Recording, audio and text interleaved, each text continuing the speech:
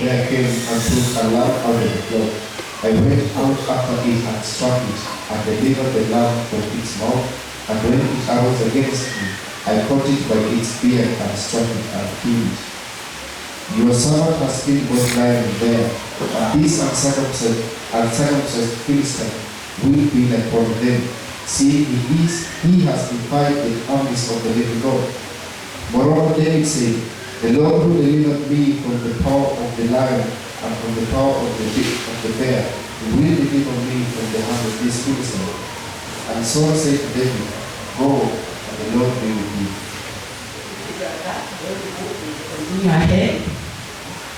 Can you see how bold David is? Saul was the king. And King Saul has tried with the army of the Israelites to fight this Philistine and the other Philistines, but they have never succeeded. They feared God. And here comes a young shepherd boy. And he declares, I can do it. I have taken care of my father's sheep. The lions have come, the bears have come, whatever type of fears animal came, but I did what? I killed them. I fought them and killed them. They never took even one of our sheep. And I know the Lord who has been helping me do this is able.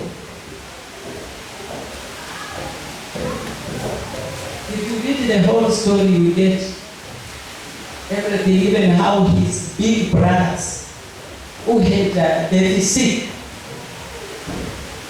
to suit to be soldiers. And then a young man here, a young boy who has animals. Mimi nasema anajichocha. Anajichocha, he can kill this Philistine. Then they look at him, look at this man. But you go and fight against a giant who even those trained soldiers are fearing. And when the king asked who can do it, they said, you take me to the king, I will do it. And here is telling the king, I did 1, 2, 3, and I can kill this Philistine. You cannot come and joke with our God. So, verse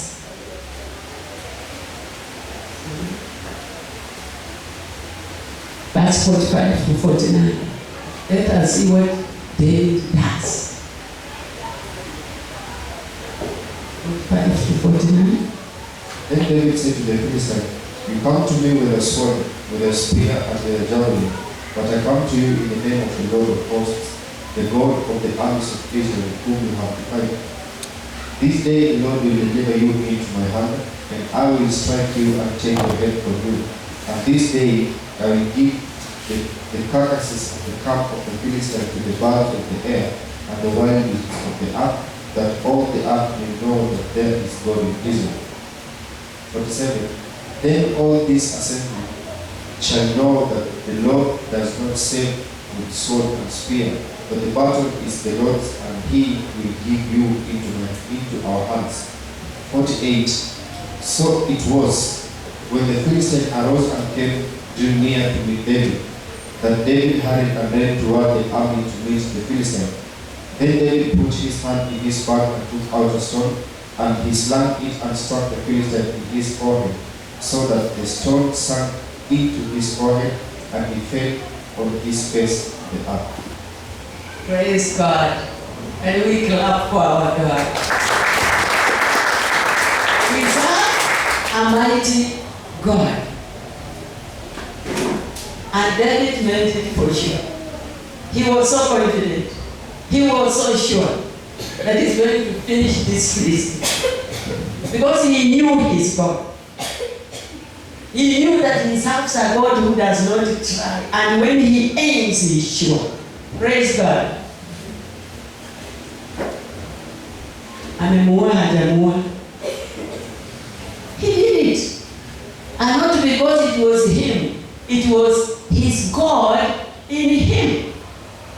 So we must be courageous and bold. Even to face the king. Who was David it at that age and in that environment. Even if you face the king and say, I can fight equally. It took courage. And after getting there, he said, King, I can do it. Because I have God who has saved me with my animals while in the field. Praise God. So we are saying that as you to be transformed, let us also be courageous and bold. Let us not be fearful. And sasa watu watanifikiria. Don't talk about people. Don't think about people. You have a God who is above everything and those people. They are simply his creation. Be courageous and stand firm. Praise God. Number 5. Be a person of great faith and integrity like Joseph. This one is long, maybe I'll just paraphrase. Joseph. Do you recall the story of Joseph? Who his brothers put in a pit because he came to dreaming and telling them things they did right. And because also the father loved him. So they put him in a pit. And the one said, instead of killing him, why can we sell him to this Egyptian? So they sold him. He went as assassin and served in Egypt. But despite what Joseph went through, he remained faithful to the God of his father. And because of being faithful, the greatest temptation that came his way was his boss's wife, Potiphar. Potiphar's wife wanted to have an affair with him. Joseph was far from home. Joseph was among strangers. He had no one to lean on. But he was true and faithful to his God. He never yielded. Remember, he was a young man. We are told very handsome. The reason Potiphar's wife went for him. But Joseph never yielded. And when she wanted to force it, he took off. And she remained with his court. With which now she accused him. And he found himself in prison. Praise God. But even in prison, Joseph did not lose direction. He still remained faithful to his God. Prayer. Until the king had a dream that none could interpret. And Joseph interpreted something for somebody in the cells, and it came to pass. This person tells the king out there, there is a man I know, a prisoner like this and that. And the king says, bring him. Because he had tried all the people to interpret his dream, and none could do it. And Joseph did it. And the king was very excited. And he made him governor over all his entire territory. And this is the David that goes to the children of Israel. Israel was his father, and the 12 brothers. He was among the 12. And he sent his family, the story is from, they went and lived in Egypt, and that is how the Israelites found themselves where? In Egypt. His people did not die because of famine that had fallen in the land.